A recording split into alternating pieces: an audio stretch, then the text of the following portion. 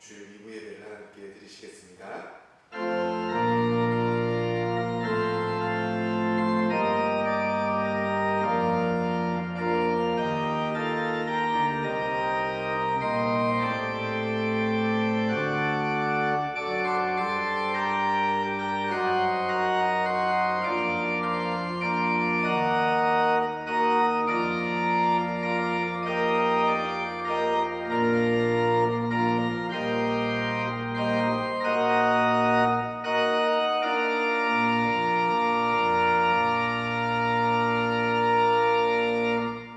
예수께서 서서 외쳐 이르시되 누구든지 목마르거든 내게로 와서 마시라. 나를 믿는 자는 성경의 이름과 같이 그 배에서 생수의 강이 흘러나오리라 하시니 이는 그를 믿는 자들이 받을 성령을 가리켜 말씀하신 것이라. 아멘.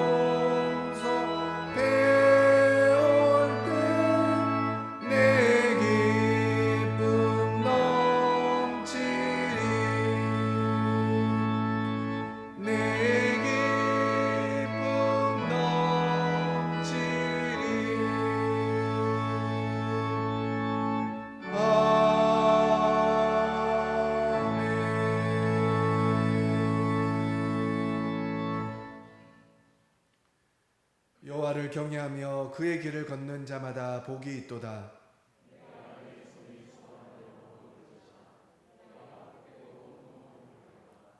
내 집 안방에 있는 내 아내는 결실한 포도나무 같으며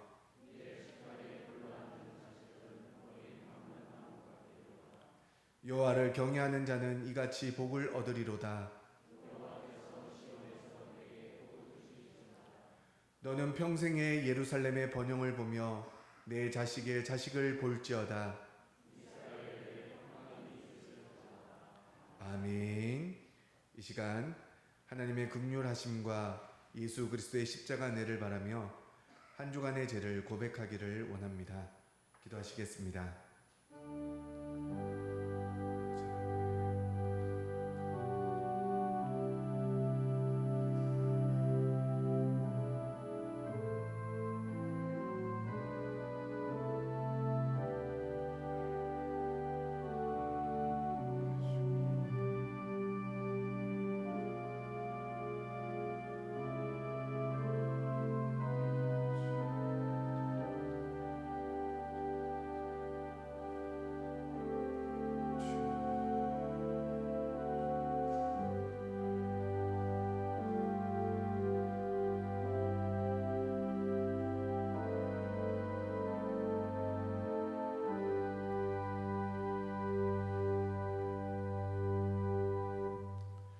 너희는 옷을 찢지 말고 마음을 찢고 너희 하나님 여호와께로 돌아올지어다. 그는 은혜로우시며 자비로우시며 노하기를 더디하시며 인애가 크시사 뜻을 돌이켜 재앙을 내리지 아니하시나니. 아멘. 사도신경으로 우리의 신앙을 고백하겠습니다. 나는 전능하신 아버지 하나님 천지의 창조주를 믿습니다. 나는 그의 유일하신 아들 우리 주 예수 그리스도를 믿습니다. 그는 성령으로 잉태되어 동정녀 마리아에게서 나시고 본디오 빌라도에게 고난을 받아 십자가에 못 박혀 죽으시고 장사된 지 사흘 만에 죽은 자 가운데서 다시 살아나셨으며 하늘에 오르시어 전능하신 아버지 하나님 우편에 앉아 계시다가 거기로부터 살아있는 자와 죽은 자를 심판하러 오십니다.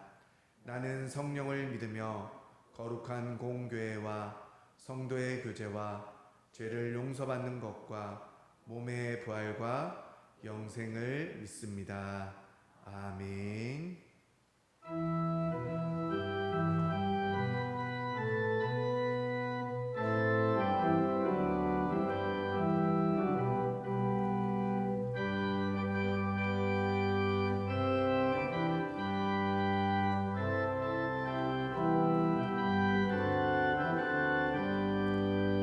날마다 주님을 의지하는 우리 집 온 가족 복되어라. 다 함께 모여서 찬양하니 하늘의 위로가 넘쳐나네. 할렐루야.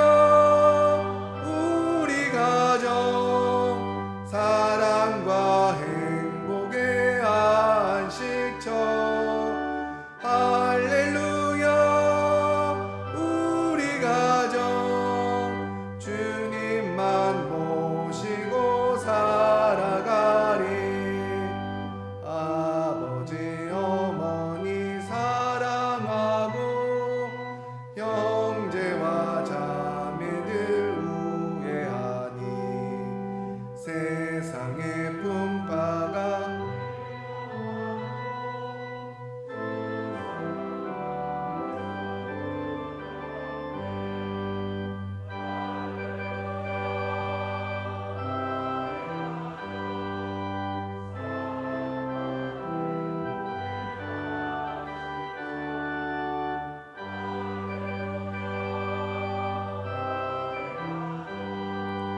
주님만 모시고 살아가리.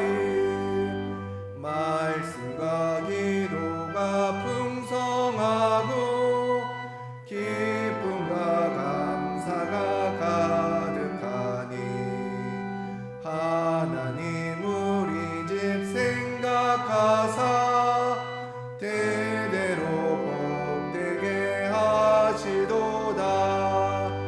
할렐루야.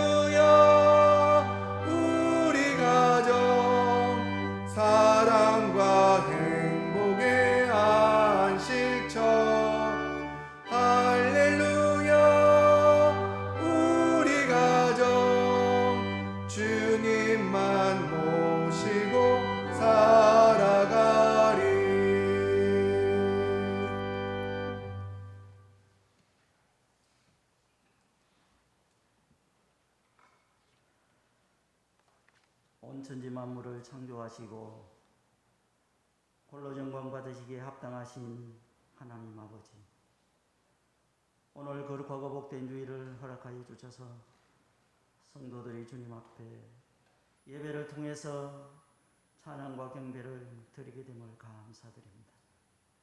하나님 아버지, 주님께서 허락하신 한 주간의 삶 속에서 때로는 험한 길로, 때로는 채찍으로, 때로는 평탄한 길로, 때로는 자비하심으로 삶을 인도하시며 단련하시는 주님의 커진 사랑과 은혜가 있었지만 주님 보시기에 합당하지 못한 삶도 있었음을 이 시간 고백합니다.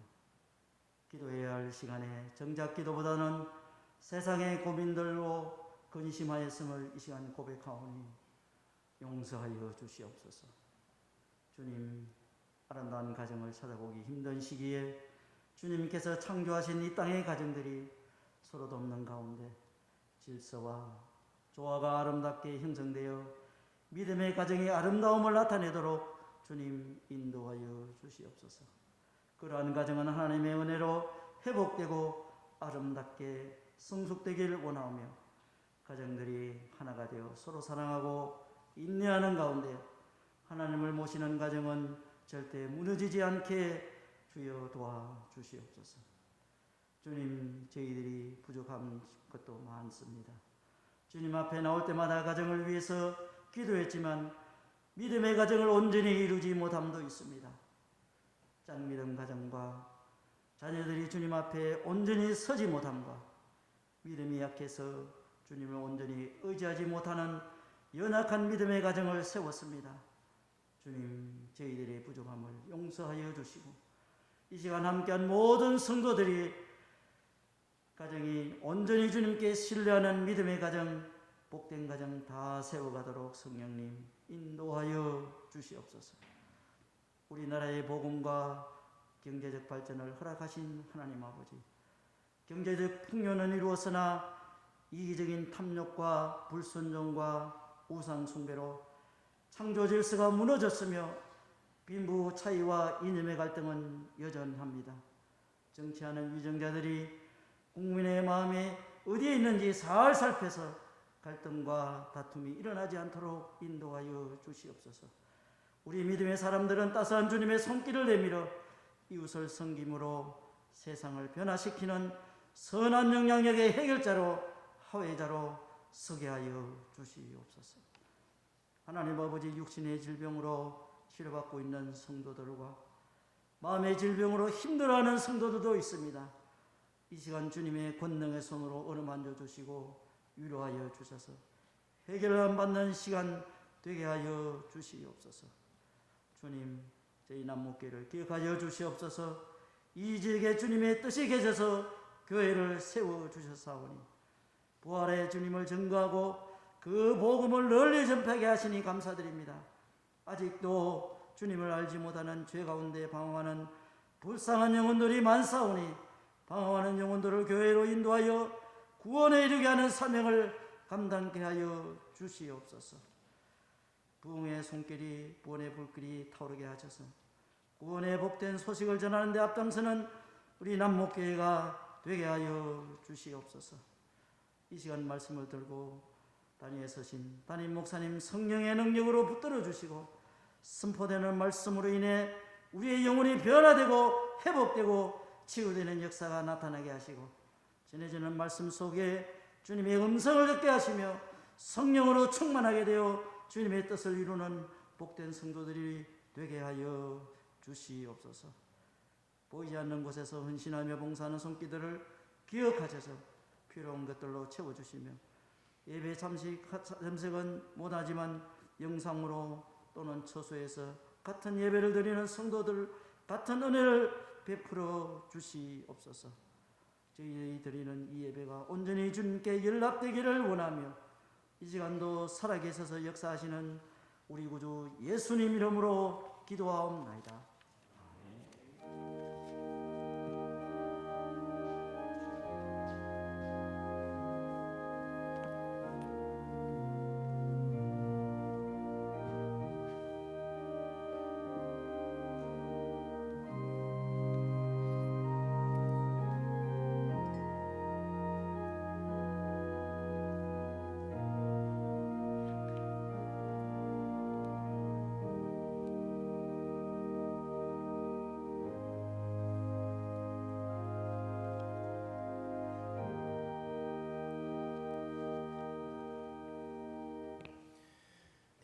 소식을 전해드리겠습니다. 주보를 참고하시기를 바라겠습니다. 계속해서 정부의 사회적 거리 두기 단계가 우리 울산 지역은 다음 주일 23일 주일까지 2단계로 또 연장이 되었습니다. 그래서 2단계 주일에 맞추어서 이렇게 예배를 드리도록 하겠습니다. 그래서 선생님 참고하시기를 바라고 주일 예배 참석하기 원하시는 분들은 꼭 문자로 이렇게 보내주신 다음에 와야 적정 인원에 맞춰서 예배를 드릴 수가 있습니다. 그래서 우리 2부 예배 때는 좀 자리가 여유가 있는데 1부 예배 때 오늘 또 보시니까는 신청 안 하고 이게 오신 분들이 몇 분 계셔서 뭐 예배는 드렸지만 그래도 여러분들이 가급적이면 꼭 이렇게 문자로 예배 참석합니다 그렇게 보내셔야만 적정 인원에 맞춰서 예배 드릴 수 있으니까 참고하시기를 바라겠습니다. 다음 주일은 오순절 성령님이 강림하신 날을 기념하는 성령 강림 주일로 지키도록 하겠습니다. 그리고 각 목장의 목자 목녀들은 우리 목장 식구 목원들이 지금 교회에 나오고 있지는 않지만 온라인으로 예배를 잘 드리고 있는지 또 신앙생활을 제대로 하고 있는지 여러분들이 격려해 주시고 또 사랑과 돌봄으로 좀 섬겨주시기를 부탁을 드리겠습니다. 그리고 온라인 예배를 드리시는 분들은 헌금을 온라인으로 드리지 못하시는 분들은 나중에 모아두셨다가 교회에 오실 때 그렇게 헌금하시면 되겠습니다. 오늘 주보에는 나오지 않았는데 지난주에도 잠깐 말씀을 드렸는데 교회의 정문 앞 계단이 좀 가파릅니다. 예전보다 대리석으로 또 되어 있고 좀 가파르고 그 다음에 마지막 끝부분이 바로 도로와 연결되어 있습니다. 그래서 우리 어르신들이 계단에 가다가 삐끗하거나 또는 미끄러지거나 하게 되면 구르게 되면 바로 도로로 오게 되고 또 차량이 혹시나 지나가게 되면 큰 사고가 날 수가 있습니다. 그래서 우리 연세 드신 분들, 어르신 분들은 꼭 이 계단으로 다니지 마시고 옆에 보면 휠체어 다니는 램프 계단이 있습니다. 그래서 그곳으로 좀 안전하게 다녀주시기를 부탁을 드리고 특별히 계단에 오르내리실 때는 가급적 우리 건강하신 분들도 젊으신 분들도 좀 조심해서 그렇게 계단을 오르내려 주시기를 부탁을 드리겠습니다. 나머지 소식들은 주보를 참고하시면 되겠습니다. 하나님 말씀 봅니다. 신약성경 베드로전서 3장 1절로 6절까지 말씀입니다.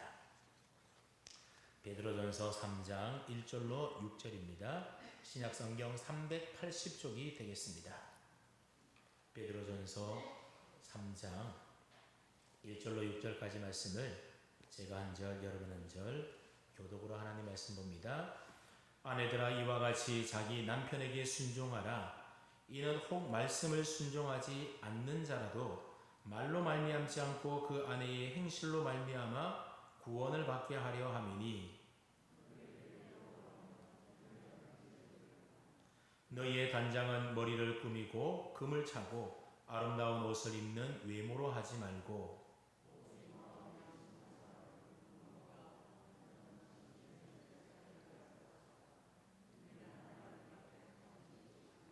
전에 하나님께 소망을 두었던 거룩한 부녀들도 이와 같이 자기 남편에게 순종함으로 자기를 단장하였나니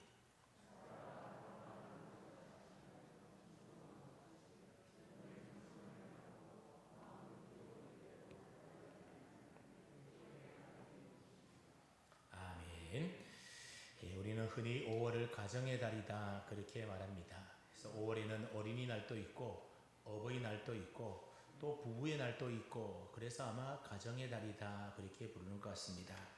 그래서 해마다 5월이 되면 우리가 평소에 잘 잊고 지냈던 가정의 소중함에 대해서 다시 한번 되돌아보는 그런 기회가 되는 것 같습니다.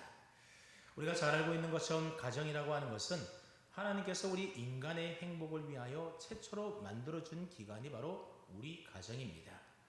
이 세상에 소중한 것들이 참으로 많이 있지만 그 중에서도 우리의 행복한 삶을 위하여 가장 소중한 것을 꼽으라고 한다면 아마 많은 분들이 우리의 가정을 꼽을 겁니다.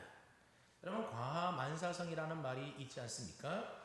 가정이 화목하고 평안하고 가정이 행복해야만 모든 만사가 형통하고 평안하고 행복한 법인 것입니다. 아무리 돈이 많고 세상적으로 성공하고 남부럽지 않게 산다 하더라도 여러분 가정이 평안하지 않고 가정이 불화하고 여러분 가정이 행복하지 않으면 그 사람의 인생은 그야말로 불행한 인생이 되고 마는 겁니다.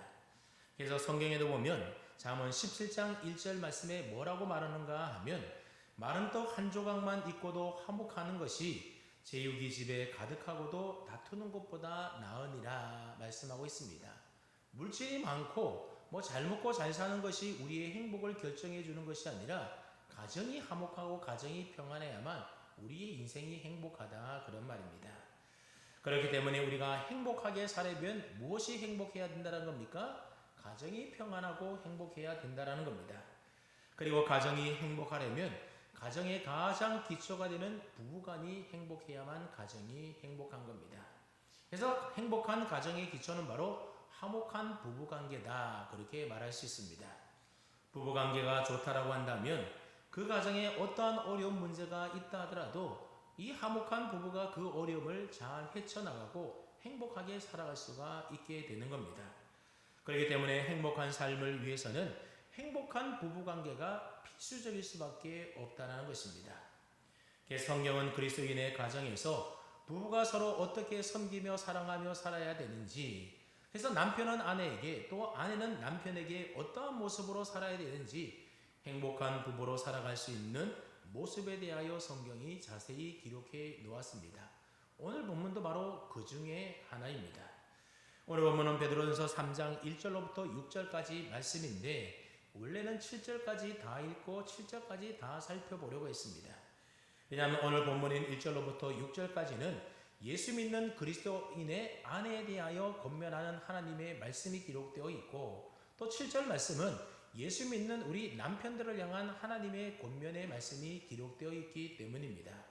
근데 설교를 준비하다 보니 아내에게 하시는 말씀과 남편에게 하시는 말씀, 이 두 말씀을 한 번에 다 설교하기에는 그 분량이 너무 많은 겁니다.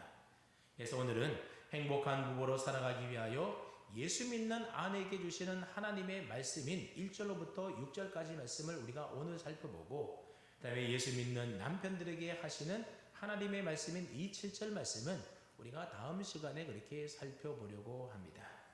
근데 다음 주일이 마침 성령 강림 주일이어서 이 남편들에게 하시는 말씀을 다음 주에 해야 되나 아니면 성령 강림 주일에 맞춰서 설교해야 되나 그렇게 고민하며 기도하다가 다음 주에는 성령 강림 주일에 맞춰서 설교를 하고 그 다음 주 30일 주일에 남편들에게 주시는 하나님의 말씀, 권면의 말씀에 대해서 좀 살펴보도록 하겠습니다. 그래서 혹시 오늘 설교를 그냥 흘러듣다가 다음 주가 되어서 아니 목사님이 아내에 대해서만 말씀하시고 왜 남편들에 대한 말씀은 안 하시는가 그렇게 혹시라도 오해하지 않기를 바랍니다.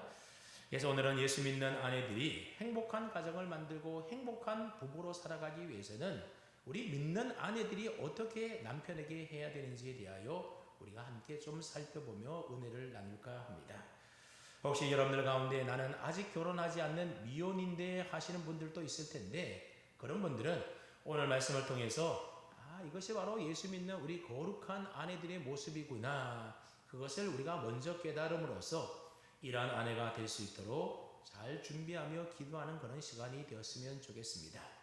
그리고 아마 설교를 듣는 분들 가운데 보면 어떠한 이유에서든지 남편이 계시지 않는 분들이 있을 수 있는데 그런 분들은 이 말씀은 나와 상관없는 말씀이다 그렇게 생각하지 마시고 오늘 본문의 남편 대신에 내가 전도해야 될 대상자를 그 남편 대신에 대입을 시켜서 적용해 보면 또한 말씀이 우리에게 은혜가 될 줄로 압니다. 그래서 오늘 본문 말씀은 우리가 조금 후에 살펴보면 알겠지만 이 부부지간에만 적용되는 말씀이 아니라 적용하기에 따라서 이 적용점이 대단히 넓은 말씀이 바로 오늘 본문의 내용의 말씀입니다. 그러니까 오늘 본문에서 예수 믿는 아내의 전도 대상자인 믿지 않는 남편 대신에 얼마든지 예수 믿지 않는 아내라든지 믿지 않는 자녀라든지 믿지 않는 나의 지인들, 이웃들을 바꾸어서 적용할 수가 있다는 겁니다. 그래서 남편이 없으신 분들도 남편 대신에 나의 전도 대상자로 이렇게 바꾸어서 우리가 설교를 듣게 되면 또한 이 말씀이 나에게 주시는 은혜의 말씀으로 들릴 줄로 믿습니다. 그 다음에 하나님께서 베드로 사도를 통해서 예수 믿는 우리 아내가 행복한 부부로 가정에서 살기 위해서는 믿지 않는 남편에게 가장 먼저 어떻게 하라고 말씀하고 있습니까? 먼저 남편에게 순종하라고 말씀하고 있습니다. 여러분 한번 1절 말씀을 먼저 보십시오. 1절 상반절에 봤더니 아내들아 이와 같이 자기 남편에게 못하라고요? 순종하라. 남편에게 순종하라 말씀하고 있습니다. 아마 이 명령에 대해서 좀 기분이 상하신 그런 우리 아내분들이 혹시 있을지도 모르겠습니다. 아유 목사님, 남편이 순종할 만한 사람이어야 순종하죠. 그 사람이 나보다 나은 게 있어야 그래도 순종할 게 아닙니까? 내 남편에게 순종할 만한 인격이라든지 믿음이나 인품 그런 것 하나도 없는데 어떻게 그런 남편에게 순종하라는 겁니까? 혹시 그렇게 말하는 분이 계실지 모르겠습니다. 그러나 성경은 그럼에도 불구하고 아내들아 자기 남편에게 순종하라 그렇게 명령하고 있습니다. 그래서 오늘 본문뿐만 아니라 우리가 잘 알고 있는 에베소서 6장 말씀에도 보면 5장 말씀에도 보면 이 아내들에게 남편에 대하여 순종하는 것이 옳다라고 그렇게 말씀하고 가르치고 있습니다. 그렇다면 여러분 왜 아내들이 남편에게 순종해야 하는 것이겠습니까? 1절 말씀해 보았더니 이와 같이 즉 이와 같은 이유 때문에 자기 남편에게 순종해야 된다 그렇게 말씀하고 있습니다. 그렇다면 아내가 남편에게 순종해야 될 이와 같은 이유라는 것은 도대체 어떤 이유겠습니까? 이와 같이 했으니까 그 앞의 구절을 우리가 살펴보아야 되는데 여러분 그 앞의 구절이 베드로전서 2장 25절 말씀입니다. 그럼 베드로전서 2장 25절 말씀을 한번 보십시오. 너희가 전에는 양과 같이 길을 잃었더니 이제는 너희 영혼의 목자와 감독 되신 이에게 돌아왔느니라 그렇게 말하고 있습니다. 여기 보면 전에라는 말이 나오고 이제나라는 말이 나옵니다. 여러분 전에는 너희가 어떠했다라는 겁니까? 전에는 양과 같이 길을 잃었다. 즉 예전에는 너희가 예수님을 믿지 않았다 그런 말입니다. 그랬던 너희가 이제는 어떻게 됐다라는 겁니까? 너희 영혼의 목자와 감독 되시는 분, 즉 예수님께로 돌아와서 예수님을 믿게 되었다 그런 말입니다. 쉽게 말하면 너희가 이전에는 예수 믿지 않고 방황하며 살았었는데 지금은 예수 믿는 믿음의 사람이 되었다라는 겁니다. 특별히 믿음의 아내들이 그렇다라는 겁니다. 여러분 요즘이나 예전이나 할 것 없이 그 초대교회 당시에도 대부분 예수님을 믿는 성도들이 누구였는가 하면 남자들이 아니라 우리 여성분들이 예수님을 믿었다라는 겁니다. 그렇기 때문에 이러한 이유 때문에 예수 먼저 믿게 된 믿음의 우리 성도된 아내들은 자기 남편에게 무엇하라는 겁니까? 순종하며 살라라는 겁니다. 전에 같았으면 예수 안 믿을 때는 아내들이 남편에게 순종할 이유가 없었다라는 겁니다. 그러나 예수 믿고 난 다음부터 예수 믿는 아내들은 달라져야 한다라는 겁니다. 이제는 내 영혼의 목자이신 예수님을 만나게 되었습니다.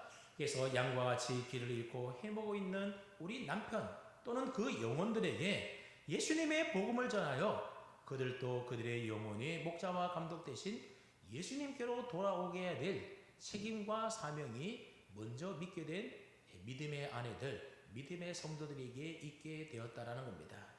특별히 누구에게 그렇다라는 겁니까? 믿지 않는 남편에 대해서 그렇다라는 겁니다. 그래서 믿지 않는 남편이 함께 예수 믿어야만 행복한 부부로 행복한 가정을 이루며 살 수가 있는 것입니다. 그렇기 때문에 먼저 믿게 된 믿음의 아내를 향하여 남편에게 무엇하라고 이야기합니까? 남편에게 순종하라 그렇게 명령하고 있는 겁니다. 그러니까 예수 믿는 아내가 남편에게 순종해야 될 이유와 목적이 무엇이라는 것입니까? 지금 길 잃은 양과 같은 남편이 예수님께로 인도하여서 그 남편을 믿고 예수 믿고 구원 얻게 하기 위하여 그 남편에게 순종하라고 말씀하고 있는 겁니다.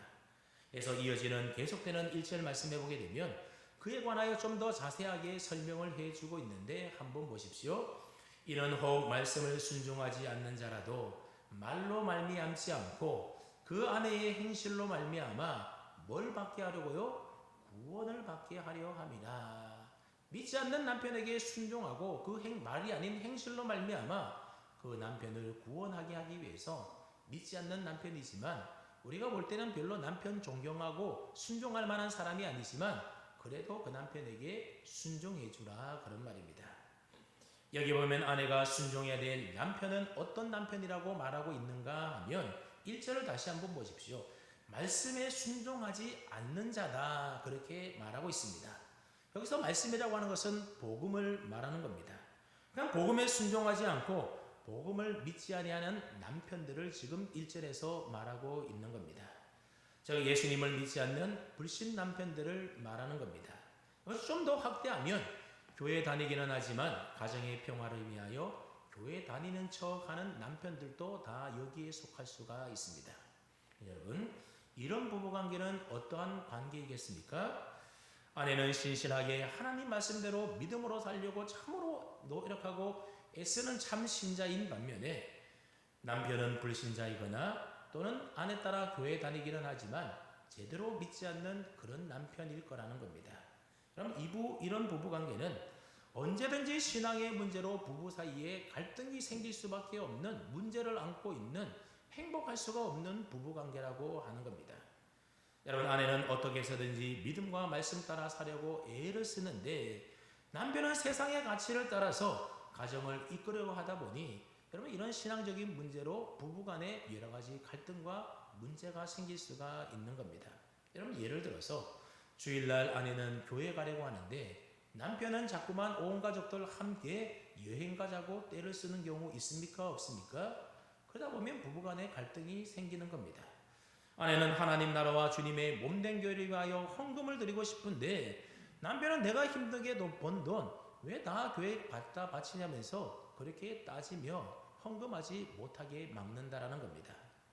믿는 아내는 어떻게 해서든지 자녀들을 말씀 안에, 믿음 안에, 신앙 안에 키우고 싶어서 어릴 때부터 교회 학교 보내려고 애를 쓰는데 남편은 신앙은 억지로 강요하는 것이 아니라면서 자녀들을 말씀으로 믿음 안에 가르치지 못하도록 막는 겁니다.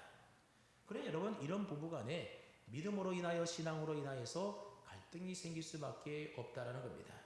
또 남편이 교회는 다니지만 말씀에 순종하며 사는 남편이 아니기 때문에 여러분, 가정에서 보면 믿음 없는 남편의 행동이 눈에 다 보이지 않습니까? 그러니 믿음의 아내로서 그런 남편에게 순종하고 싶은 마음이 들겠습니까? 안 들겠습니까? 눈꼽만큼도 순종하고 싶은 그런 마음이 들지 않을 때가 있다라는 겁니다. 그래서 남편의 말이라면 그냥 따르고 싶지 않고 무시하고 싶을 때가 있는 겁니다. 그 결과 남편과 다투게 되고 가정에 불화가 생기게 되고 그러면 행복한 부부의 삶은 점점 더 멀어지고 말게 되는 겁니다.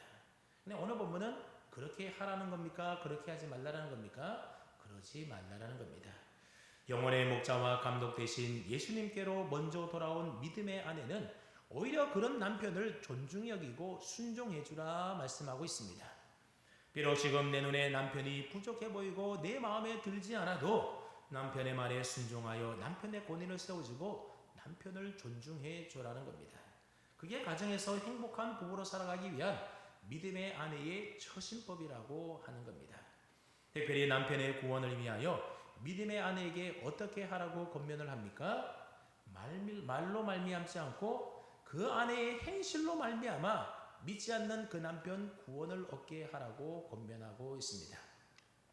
여러분, 믿지 않는 남편을 구원하려면 말로 해서는 안 되고 삶의 행실로 남편을 감동시키고 남편을 믿게 해 주어야 한다는 겁니다. 여러분, 오늘날 우리가 믿지 않는 남편이나 아내를 전도하기 위하여 주로 하는 방법이 무엇입니까?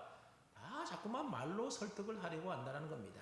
여보, 예수 믿으면 참 좋아요. 우리 교회 갑시다. 그렇게 말로 남편을 믿지 않는 남편을 설득해서는 남편의 마음이 감동이 오지 않고 그렇게 해서는 남편을 구원받게 할 수가 없다라는 겁니다.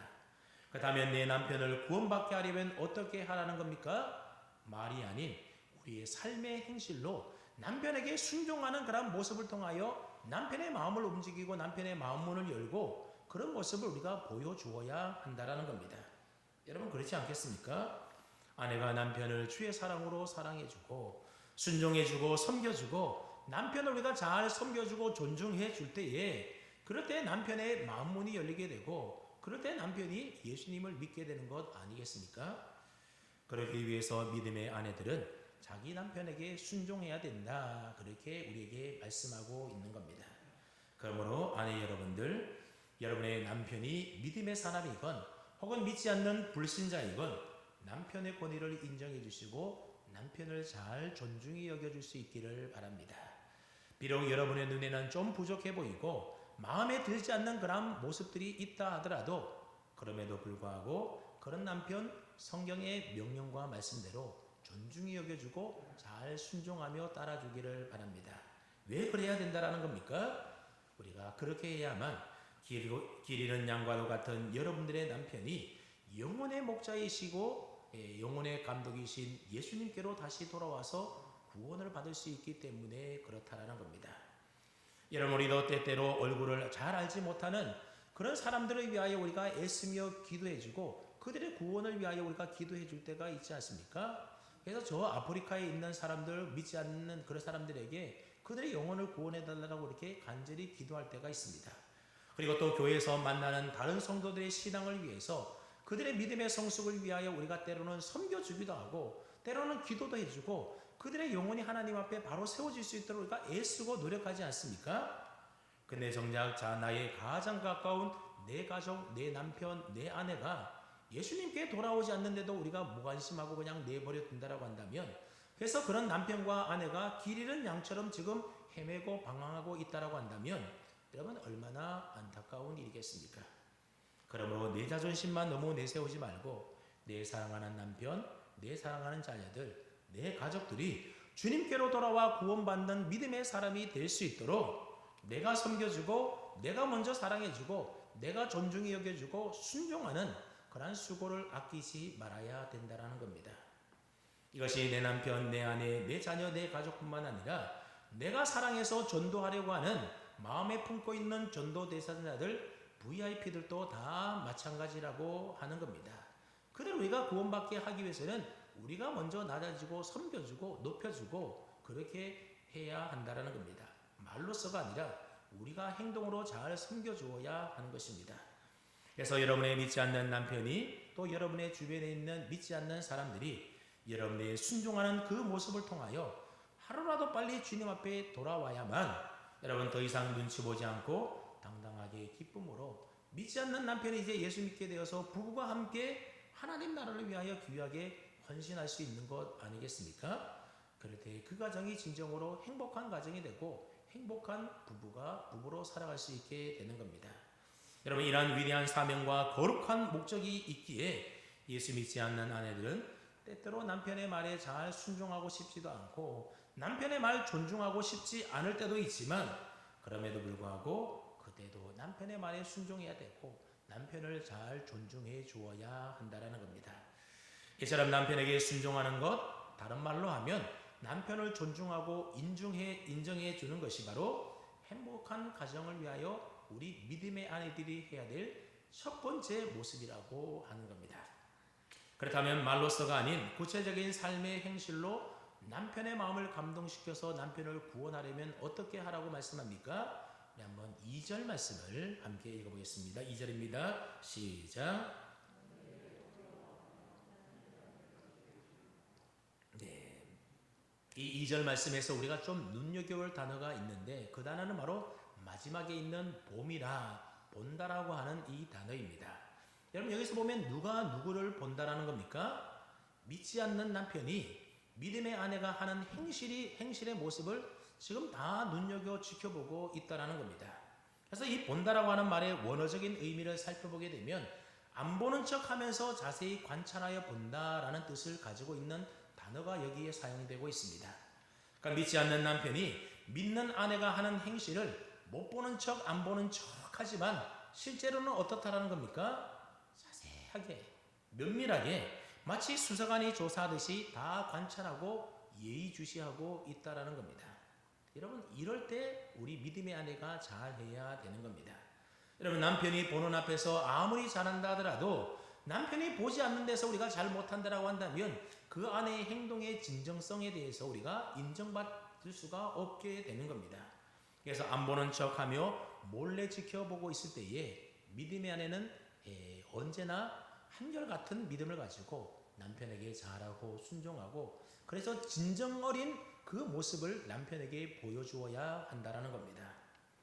어느 한 교회에 장로님 아들이 있었는데 이 장로님 아들이 참 믿음도 좋고 얼굴도 잘생기고 직업도 의사이고 뭐 성품이나 인격도 모난 부분이 없고 참 훌륭하고 운동도 잘하고 그래서 모든 면에 있어서 참 1등 신랑감으로 부족함이 없는 그런 아들이었습니다. 그래서 모두가 참 저런 사람을 사위 삼고 싶다 그렇게 막 군침을 흘리고 있는 그런 아들이었다고 합니다.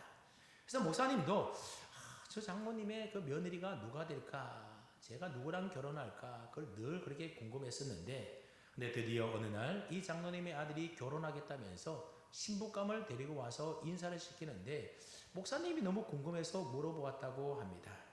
그랬더니 서울에 다니는 교회에서 청년부에서 만났는데 어느 날 수련회를 가게 되었다라는 겁니다.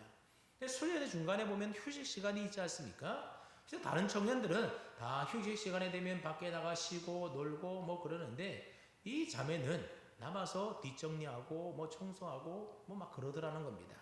그래서 그때부터 이 장로님 아들이 안 보는 척 또 모르는 척 하면서 계속 눈여겨 그 자매를 지켜보았다라는 겁니다. 그랬더니 이 자매가 남이 보고 남이 보지 않고 언제나 그 모든 하는 행실들이 바르고 착하고 믿음으로 그렇게 행하더라는 겁니다. 그래서 이 아들이 이 자매 놓치면 나중에 후회하겠다 싶어서 먼저 사귀자 그러고 그래서 먼저 프로포즈도 해서 그렇게 결혼하게 되었다라는 겁니다. 그렇습니다, 여러분. 안 보는 것처럼 가만히 지켜볼 그때에 우리가 진실하게 잘 행동해야 한다라는 겁니다. 그래야만 안 보는 척하면서 지켜보는 그 사람에게 나의 행동을 인정받을 수가 있게 되는 것입니다. 오늘 본문에도 보면 믿지 않는 남편이 믿는 아내를 안 보는 척하면서 다 지켜보고 있는데 뭘 지켜본다라고 이야기하고 있습니까? 아내가 두려워하면서 행하는 정결한 행실을 다 지켜보고 있다라는 겁니다. 근데 여기서 두려워한다라고 말은 누구를 두려워한다라는 말인가 하면 하나님을 두려워한다, 즉 하나님을 경외함으로 섬긴다 그런 의미를 가지고 있습니다. 저희 믿음의 아내는 하나님을 두려워하고 하나님을 경외하기 때문에 어떻게 행동한다라는 겁니까? 정결한 행실을 행한다라고 하는 겁니다. 여기서 정결한 행실이라고 하는 것은 도덕적인 순결을 의미하는 말입니다. 그 당시 로마 시대 때는 아주 성적으로 부패하고 타락한 시대였습니다.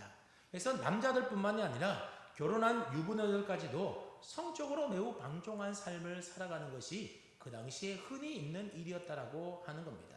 근데 사람들이 결혼했건 결혼 안 했건 이 도덕적 순결에 대하여 별로 관심 없이 그냥 자기 육체에 원하는 대로 성적으로 그렇게 타락한 삶을 살아갔다라고 하는 겁니다. 하지만 예수 믿는 믿음의 아내들은 하나님을 두려워하고 하나님을 경외하는 삶을 살았기 때문에 어떻게 행동했다라는 겁니까?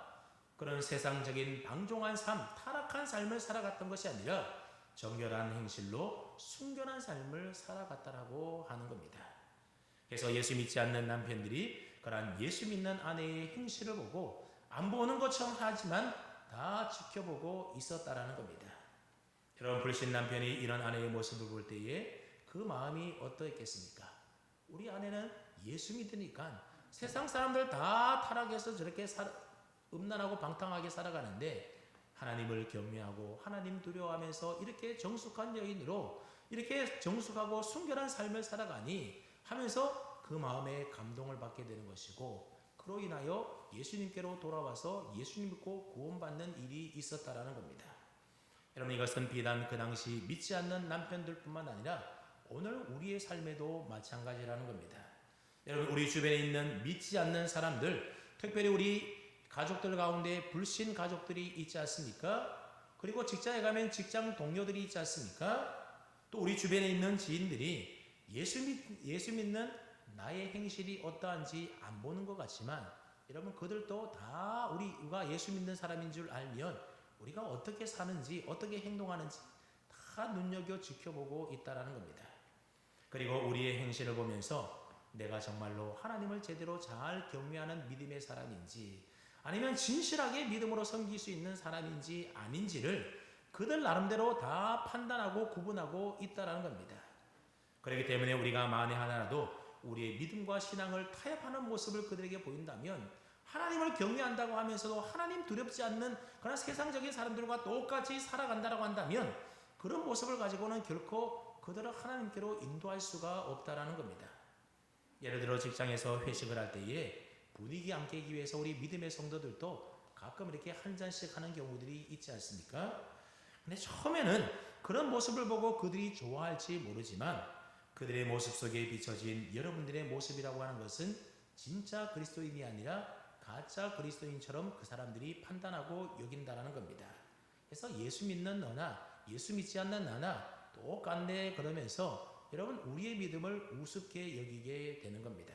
여러분 그렇게 해서는 그들을 예수님께로 인도할 수가 없는 겁니다. 우리가 착각하지 말아야 하는 게 뭔가 하면 우리는 자꾸만 믿지 않는 자들을 예수님께 인도하고 그들을 전도하기 위해서 그들에게 적당히 맞춰주어야 되고 그들과 타협하고 그들의 비위를 맞춰주어야만 우리가 그들을 전도할 수 있을 것이다. 그렇게 착각한다는 겁니다. 그래서 목장 모임을 할 때도 VIP들이 그렇게 목장에 오게 되면 그래서 한 잔씩 그렇게 하는 경우들도 있는데 그게 다 착각이라는 겁니다. 여러분의 신앙과 믿음을 세상과 적당히 타협하는 그 순간 여러분과 예수 믿지 않는 그 사람 사이는 혹시 가까워질지 모르지만 그러나 그 사람은 예수님과 사이가 점점 더 멀어지게 될 뿐이라고 하는 겁니다. 오히려 점점 더 멀어지게 만드는 겁니다. 때로는 고지식해 보이고 바보 같아 보여도 어떠한 상황 속에서도 우리가 하나님을 두려워하는 마음으로 하나님을 경외하는 마음으로 우리의 믿음을 진실되게 지켜나갈 때에 그렇게 타협하지 않아야 된다는 겁니다. 처음에는 그 모습을 세상 사람들이 그렇게 비판할 수도 있겠지만 뭐 너만 유난히 그러냐면서 그렇게 비난할 수도 있겠지만 그러나 하나님을 진심으로 경외하며 믿음으로 순결하게 살아가려고 애쓰는 그러한 여러분들의 순결한 그 모습을 그들이 눈여겨보고 있다라고 하는 겁니다. 그래서 그들이 그런 여러분들을 바라볼 때에 믿지 않는 남편이 믿음의 아내를 보고 우리 아내는 다르구나. 우리 아내의 믿음은 진짜 가짜 믿음이 아니라 진짜 믿음이구나. 저분은 그냥 교회 다니는 것이 아니라 진짜로 하나님을 제대로 섬기는 믿음의 사람이구나. 나름대로 그들이 다 보고 다 판단하고 있다라는 겁니다. 그렇게 여러분의 믿음이 믿지 않는 주위 사람들에게 증명되어질 때에 그들의 마음문이 열리게 되는 것이고 그래서 그들과 예수님 사이가 한 발자국 더 가까워지게 된다라고 하는 겁니다. 바라기는 하나님을 경외하는 여러분의 믿음이 거룩한 여러분의 행실을 통하여 여러분의 남편에게, 여러분 믿지 않는 아내에게, 여러분이 믿지 않는 자녀들에게 그리고 믿지 않는 여러분들의 이웃들에게 다 증명되어질 수 있기를 바랍니다. 그래서 믿지 않는 그들이 여러분들의 믿음의 행실을 통하여 예수님께로 한 걸음씩 더 다가오는 은혜가 있기를 주님의 이름으로 축원합니다. 아멘. 계속해서 3절과 4절 말씀해 보게 되면 행복한 부부로 살아가기 위하여 믿음의 아내는 외모보다도 내면을 더 아름답게 가꾸어야 된다라고 그렇게 말씀하고 있습니다. 먼저 3절 말씀을 보십시오. 너희의 단장은 머리를 꾸미고 금을 차고 아름다운 옷을 입는 외모로 하지 말고 그랬습니다. 여러분, 우리가 이 말을 좀 잘못 오해하게 되면 예수 믿는 사람들은, 믿음의 아내들은 얼굴에 화장도 하지 말고 머리 막 꾸미거나 파마도 하지 말고 액세서리도 하지 말고 예쁜 옷도 입지 말고 교회 올 때도 그냥 화장도 안 하고 그냥 생얼로 오고 옷도 그냥 집에서 입던 그냥 추리한 옷 입고 오고 여러분 그러라는 말로 우리가 잘못 오해할 수가 있다라는 겁니다. 근데 여기서 말하는 이 말이 그런 말이 아닌 겁니다. 우리 예수 믿는 사람들도 화장해도 괜찮고 머리 파마해도 되고 화려한 액세서리 해도 되고 아름답고 예쁜 옷 입어도 다 괜찮다라는 겁니다. 오히려 교회 올 때에 우리가 더 잘 꾸미고 그렇게 정결한 모습을 가지고 우리가 하나님께 나와서 정성을 다하여 예배 드려야 하는 겁니다. 그러나 오늘 본문에서 말씀하는 것은 무슨 내용인가 하면 그런 외모를 꾸미고 외모를 단장하고 가꾸는 그 일이 너희 남편을 예수님께로 인도할 수 있는 것이 아니라는 겁니다. 오히려 그들을 예수님께로 믿지 않는 남편을 인도하는 길은 무엇을 단장하는 일이라는 겁니까? 4절 말씀해 보면 오직 마음에 숨은 사람, 이런 마음에 숨은 사람은 누구를 말하는 것이겠습니까? 눈에 보이지 않는 우리 내면의 속사람을 이야기하는 겁니다. 믿지 않는 사람들을 예수님께로 인도하려면, 믿지 않는 남편 예수님께로 그렇게 돌이키게 하려면 외모의 외면의 겉모습을 아름답게 단장하고 꾸미는 것이 아니라 우리 안에 있는 우리의 속사람, 보이지 않는 내면을 아름답게 가꾸고 단장해야 한다라는 겁니다. 여러분, 우리가 종종 연예인들의 이혼 소식을 듣지 않습니까?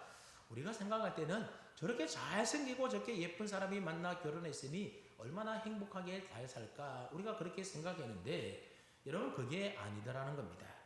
아무리 겉모습이 아름답고 예뻐도 그 내면의 속사람이 건강하지 못하고 그 내면이 아름답지 못하면 그 부부관계가 결코 원만할 수가 없는 겁니다. 여러분, 결혼 전에는 아름다운 외모를 보고 가슴이 막 설레게 되지만 여러분, 그것도 결혼하면 외모는 그냥 잠시 잠깐뿐이고 그 다음부터 뭐가 중요합니까?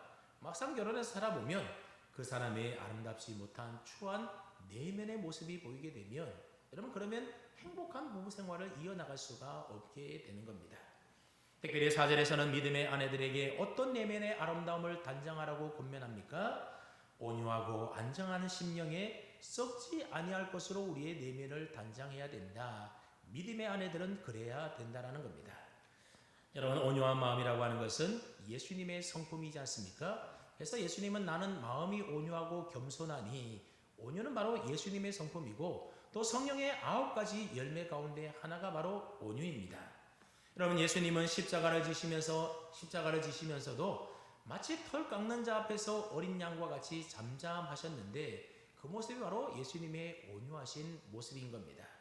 그래서 온유하다라고 하는 말은 원어적인 의미로 보게 되면 부드럽게 말하다, 그런 뜻을 가지고 있고, 영어 성경에 봤더니 이 온유라는 말을 젠틀이라는 말로 그렇게 번역을 해 놓았습니다. 신사다, 그런 말입니다. 그러니까 신사답고 부드럽게 말하고 행동하는 것이 바로 온유인 것입니다.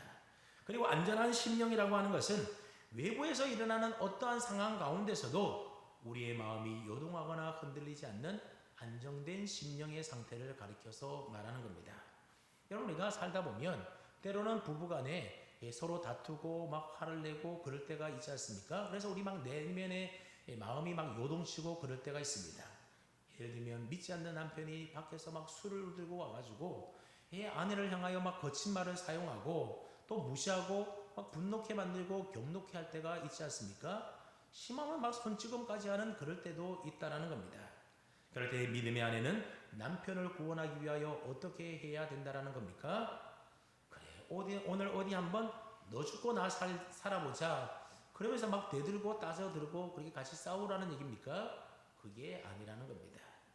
오히려 조금 더 요동하지 않고 평온한 심령을 가지고 따뜻하고 부드럽고 자상한 말로 남편에게 순종하고 남편을 잘 섬겨주라, 그런 말입니다. 무엇을 위해서요? 남편을 구원하기 위해서 그러라는 겁니다. 그렇게 하면 믿지 않는 남편이 혹 술에 취해서 그랬다 하더라도 유심히 다 지켜보고 있다가, 그래, 내가 잘못했지, 그래, 내 아내가 최고지, 내 아내가 믿는 예수님이 최고지, 그러면서 그 마음문이 열리게 되고 주께로 돌아온다라는 겁니다. 외모를 꾸미고 단장하는 것은 시간이 지나면 다 썩어지고 다 사라질 것이지만 그러나 우리의 내면을 아름답게 단장하고 가꾸는 것은 썩지 아니하는 것이다, 그렇게 말하고 있습니다.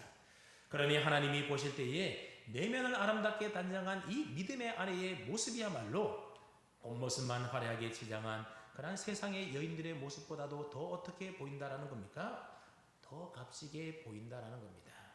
지금 믿음의 아내가 남편의 행포에도 불구하고 그 남편 구원하겠다고 참고 인내하면서 온유와 안전한 심령으로 내면의 아름다움을 가꾸는 그 모습이 하나님의 눈에 어떻게 보인다라는 겁니까? 얼마나 귀하고 아름답고 값지게 보이겠냐라고 하는 겁니다.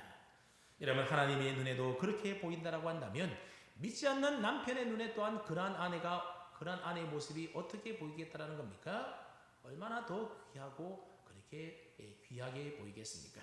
그러므로 여러분, 길을 잃어 방황하는 믿지 않는 불신 남편, 불신 아내, 불신 가족들, 불신 영혼들을 영혼의 목자 되신 주님 앞으로 인도하는 길이라고 하는 것은 우리 외면을 단장하는 겉모습을 꾸미는 것으로 되는 것이 아니라 우리의 내면을 아름답게 잘 가꾸는 일이라는 사실을 깨닫고 우리의 속사람을 날마다 아름답게 잘 가꾸어 갈 수 있기를 바랍니다.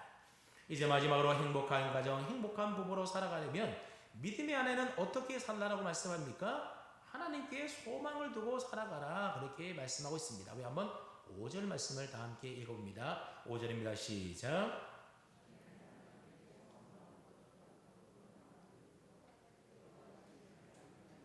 순종함으로 자기를 단장하였나니. 여기 보면 전에라는 말이 나오는데 이 전에라는 말은 구약 시대를 말하는 겁니다. 즉 구약 시대 때에 하나님께 소망을 두고 남편에게 순종함으로 자기를 단장했던 거룩한 부녀들이 있었다라는 겁니다. 그래 6절에 보게 되면 그 대표적인 예로 누구를 들고 있나 하면 아브라함의 아내였던 사라를 예로 들고 있습니다. 여러분 아브라함이 누구입니까? 믿음의 조상이지 않습니까? 목사님 그러면 그렇죠. 내 남편도 아브라함 정도의 믿음의 사람이라고 한다면 나도 얼마든지 내 남편을 주라고 부르고 내 남편에게 순종할 수 있을 겁니다. 그렇게 말하는 분이 혹 계실지 모르겠습니다. 근데 여러분 과연 아브라함이 그럴 만한 남편이었을까요? 물론 아브라함에게 믿음이 있는 모습이 있기는 합니다. 그러나 우리가 알고 있는 것처럼 아브라함은 사라의 미모 때문에 자신이 죽을까봐 2번씩이나 자기 아내를 여동생이라고 그렇게 속인 바가 있습니다. 그래서 한 번은 아비멜렉 왕이 아브라함의 그 거짓말 때문에 사라를 첩으로 삼으려고 자기 집으로 데리고 갔었습니다. 만약 그때 하나님께서 아비멜렉의 그 사실을 알려주시고 막지 않았다라고 한다면 아브라함은 자기 목숨 살고자 자기 아내 사라를 왕의 첩으로 팔아버린 못난 남편이 되고 마는 겁니다. 그러니 이런 못나고 비겁한 남편 또 어디에 있겠습니까? 만약 여러분의 남편이 아브라함처럼 여러분에게 대했다라고 한다면 그런 남편에게 쉽게 순종하며 주라고 말할 수가 있겠습니까? 아마 그렇지 않을 겁니다. 근데 사라는 왜 남편 아브라함을 주라고 부르며 순종했다라는 겁니까? 그 이유가 5절에 나오는데 사라는 남편에게 소망을 두지 않고 누구에게 소망을 두었다라는 겁니까? 하나님께 소망을 두었다라는 겁니다. 그렇게 남편이 내 가슴 다 찢어놓고 내 가슴 피멍 만들게 만들어 놓고 또 자녀를 갖지 못하는 온갖 서름 가운데서도 남편에게 순종할 수 있었던 이유는 오직 하나 사라는 하나님께 소망을 두고 살았기 때문이라는 겁니다. 그렇다면 지금 여러분들은 누구에게 소망을 두고 살아가고 계십니까? 여러분들의 남편에게 또는 여러분들의 아내에게 또는 여러분들의 자녀에게 소망을 두고 살아가십니까? 그렇다면 결국 그 사람 때문에 여러분들은 실망할 수밖에 없을 겁니다. 하지만 하나님께 소망을 두고 우리가 살아간다고 한다면 비록 현재 내 남편 때문에 또는 내 아내의 모습 때문에 내 자녀와 내 가족의 온전하지 못한 그 모습 때문에 실망할 때가 있을지 모르지만 그럼에도 불구하고 나를 위하여 죽기까지 살아계신 그 주님의 사랑이 언젠간 길을 잃어 방황하는 내 남편을 믿지 않는 내 아내를 내 자녀를 내 가족들을 다시금 주님의 품으로 돌아오게 해 주실 것이라고는 이 하나님께 대한 소망이 우리의 진정한 소망이 되어야 한다라는 겁니다. 그 소망이 있기에 때로는 나를 화나게 만들고 또 나를 성나게 만드는 그런 믿지 않는 남편에게조차도 우리는 순종할 수가 있다라고 하는 겁니다. 찬송적은 오늘 본문에 나오는 믿음의 아내의 이 모습이라고 하는 것은 사실 저와 여러분들을 향한 우리 주님 예수님의 모습이기도 하다라는 겁니다. 예수님은 길 잃은 양과 같은 우리를 구원하시기 위해서 하늘 영광을 버리시고 종의 형체를 가지고 이 땅에 오셔서 죽기까지 순종해 주신 분입니다. 예수님은 우리를 죄에서 구원해 주시기 위하여 하나님을 경외하여 섬김으로 그 어떤 죄도 짓지 아니하심으로 아무 흠도 없는 정결한 유월절 어린 양이 되심으로 우리를 구원해 주실 수가 있었던 겁니다. 예수님은 가장 비천한 곳에서 태어나서 가난한 몫으로 살면서 외면의 부유함과 아름다움을 취하기보다는 내면의 거룩함의 능력을 우리에게 보여주시지 않았습니까? 그래서 그 누구보다도 온유하고 겸손하셨고 십자가의 고난 앞에서도 마치 털 깎는 자 앞에서 잠잠했던 그 어린 양처럼 조금도 흔들리지 않는 안정한 심령을 가지고 우리를 위하여 기꺼이 십자가에 못 박혀 죽임을 당해 주셨다라고 하는 겁니다. 그렇게 예수님은 말로서가 아닌 그 행동과 삶으로서 하나님이 우리를 사랑하신다는 것을 몸소 증명해 보여주신 것입니다. 주님의 그러한 행동이 있었기 때문에 그러한 삶의 모습이 있었기 때문에 길 잃어 방황하던 우리가 예수님께로 돌아와서 구원함을 얻게 되었다라고 하는 겁니다. 그러므로 오늘 우리들은 오직 우리의 소망을 세상에 두지 말고 사람에게 두지 말고 오직 우리를 사랑해서 구원해 주신 주님께 소망을 두고 하나님께 우리가 소망을 두고 살아야 될 줄로 압니다. 여러분, 이러한 예수님을 닮은 우리 성도들의 모습이야말로 행복한 가정을 만들어가는 아름다운 부부의 모습이 아니겠습니까? 물론 이런 주님을 닮아가는 삶이라는 것 결코 쉽지 않고 참으로 어렵고 힘든 일일 겁니다. 믿지 않는 남편, 때로는 술 취해서 와서 여러 가지 그렇게 마음을 분통하게 만든 그런 일이 있을 때 끝까지 참고 견디면서 인내하면서 남편을 섬겨주고 사랑하고 그렇게 결코 쉬운 일이 아닐 것입니다. 그러나 우리 주님 걸어가신 그 십자가 길도 결코 쉬운 길이 아니었지만 그 길을 걸어가심으로 우리를 구원해 주셨던 것처럼 오늘도 주님 걸어가신 그 십자가 길을 따라서 내 십자가를 지고 주님 따라 걷다 보면 분명히 하나님께서 그런 우리의 모습을 어여삐 보시고 또 가볍다 여겨주심으로 길 잃은 양과도 같은 믿지 않는 내 남편, 믿지 않는 내 아내, 믿지 않는 내 자녀들, 믿지 않는 내 이웃들을 우리 영혼의 목자리시고 감독 되신 주님께로 반드시 돌아오게 해 주실 줄로 우리가 믿습니다.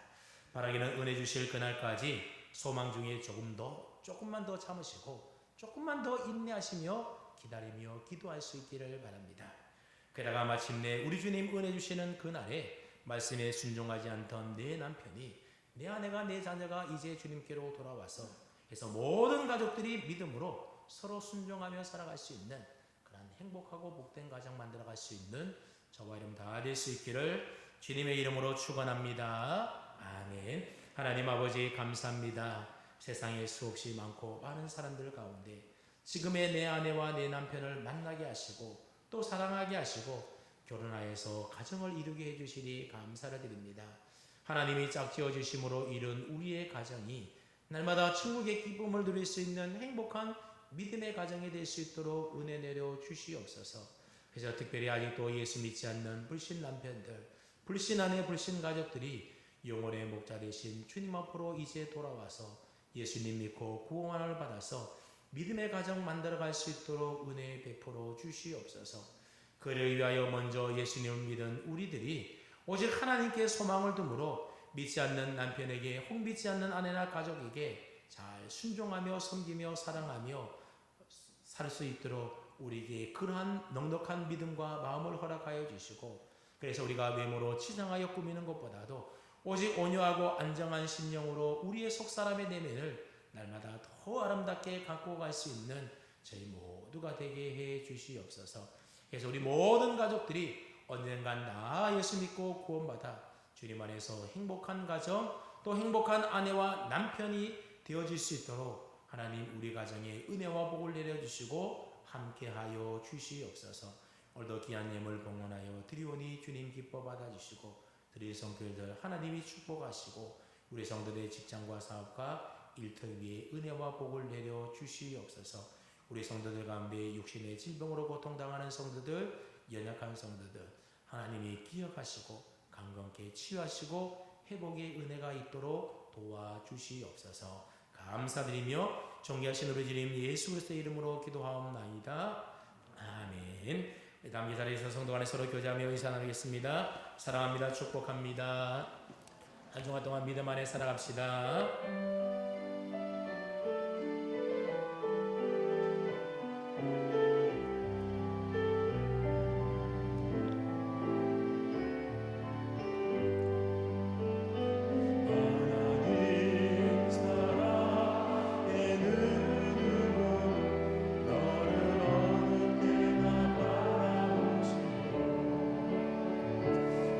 하나님 인자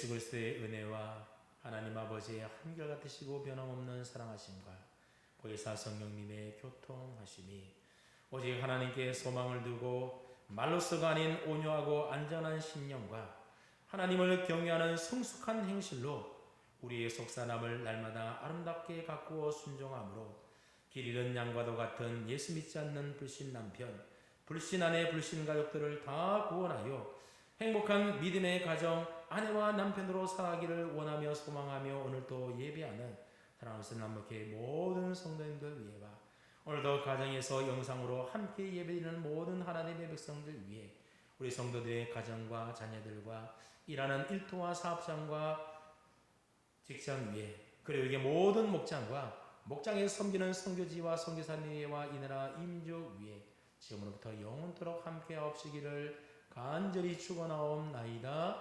아멘.